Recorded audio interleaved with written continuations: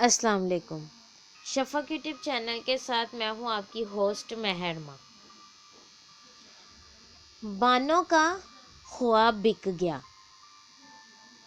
سب جانتے ہیں کہ داستان سرائے بابا اشفاق احمد اور بانو قدسیہ کے گھر کا نام تھا، جہاں مصیبت کے ماروں کی مشکل حل کی جاتی تھی، عزت نفس کے ماروں کی عزت افزائی ہوا کرتی تھی، تصوف کے متلاشی راحت پاتے تھے، جہاں صبر، محبت، پیار اور معافی کی فراوانی تھی، جہاں کی ایک ایک اینٹ گواہ تھی کہ یہ گھر ہر انسان کا مسکن تھا جو پیار اور سکون کی تلاش میں ہے۔ اسی داستان سرائے میں پاکستان کے بڑے بڑے نامور شاعر، ادیب، صوفی بابا اشفاق کی نشست میں بیٹھ کر درویشی کے گر سیکھا کرتے تھے۔ یہاں غرض مندوں کی داد رسی ہوا کرتی تھی۔ راجہ گدھ جیسی درجنوں تصانیف بانو قدسیہ نے اور من چلے کا سودا سمیت بہت سی مشہور کتابیں بابا جی اشفاق احمد نے اسی گھر میں لکھی تھی۔ اشفاق صاحب کے جانے کے بعد بھی بانو قدسیہ آپا ہر مہینے 2-4 نشستیں منعقد کرتی، جہاں اخلاق، معافی، درگزر اور محبت کا پرچار ہوتا تھا۔ یہاں کے صوفے، قالین، برتن، پنکھے، غرض کے ہر شے بانو قدسیہ اور اشفاق احمد اسکرپٹس بیچ کر خریدا کرتے تھے۔ داستان سرائے گورنمنٹ کالج سے شروع ہونے والی قدسیہ چھٹا اور ہجرتی پٹھان اشفاق احمد کی محبت اور زندگی کے رازوں کا امین تھا۔ امیری کے پیروں تلے کچلی ہوئی عزت نفس کے ماروں کے لیے داستان سرائے کے دروازے 24 گھنٹے کھلے رہتے تھے۔ میں بھی 22 سال داستان سرائے سے فیض یاب ہوتا رہا۔ اسی گھر سے اشفاق احمد اور بانو قدسیہ کے جنازے میں نے اپنے کندھوں پر اٹھائے تھے۔ اشفاق احمد اور بانو قدسیہ کے جانے کے بعد ان کے بڑے بیٹے انیس بھائی بھی انتقال کر گئے۔ انیک احمد یعنی نوکی بھائی امریکہ سیٹل ہو گئے تھے، جو اتفاق سے اشفاق صاحب اور بانو آپا کے جنازوں میں بھی شریک نہ ہو سکے تھے۔ اس لیے اشفاق احمد کے چھوٹے بیٹے اسیر صاحب کبھی کبھار نشست کا اہتمام کیا کرتے تھے، اور بابا جی کی نشست اور لنگر کی روایات قائم تھیں۔ موجودہ وزیر اعظم عمران خان بھی روحانی تربیت کے لیے داستان سرائے تواتر سے جایا کرتے تھے۔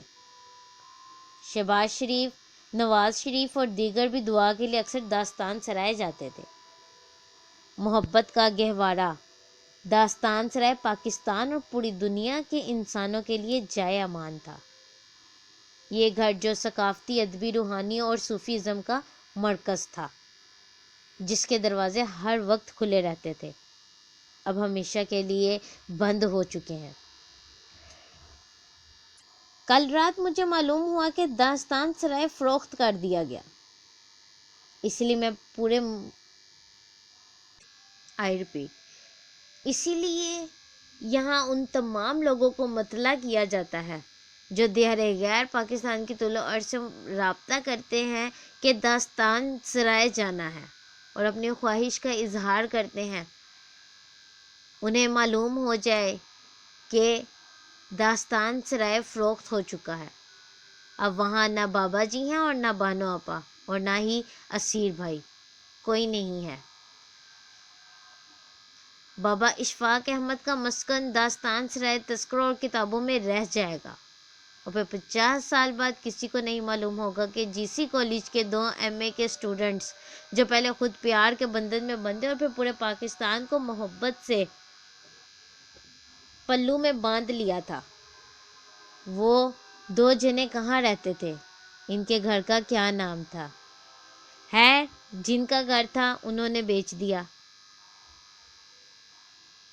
اشفاق احمد کا عارضی گھر نہ صحیح دائمی گھر تو موجود ہے۔ اشفاق احمد کے دیوانے اور متوالے ان کی قبروں پر حاضری دیتے ہیں۔ ہمیں یہ تو معلوم نہیں کہ داستان سرائے کس نے خریدا، مگر جس نے بھی خریدا ہے، میری ان سے دست بستہ گزارش ہے کہ کیا ہی اچھا ہو کہ اس گھر کو، جو ہم جیسے لاکھوں عزت نفس کے ماروں کا کرتارپور ہے، اسے اسی حالت میں محفوظ کرنے والی نسلوں کے لیے چھوڑ دیا جائے کہ یہ دھرتی پہلے ہی عدم برداشت پیار محبت عفو درگزر کے معنی بھولتی جا رہی ہے۔ داستان سرائے رہے گا تو کل ہماری نسلیں اس صوفی کی محبت پیار کے پرچار سے مستفید ہوتی رہیں گی، درگزر معافی برداشت سیکھیں گے۔ اگر آپ ایسا نہیں کر سکتے تو کوئی بات نہیں، آپ نے کروڑوں روپے میں داستان سرائے خریدا ہے، آپ کو مبارک۔ اب آنے والی نسلوں کو اس درویش داستان گو کے قصے سنایا کریں گے کہ جو صدا لگایا کرتا تھا کہ اللہ ہمیں آسانیاں عطا کرے اور آسانیاں پیدا کرنے کا شرف بخشے، آمین۔ اس طرح کی مزید ویڈیوز سننے کے لیے ہمارے چینل کو لائک اور سبسکرائب کرنا مت بھولیں۔ شکریہ۔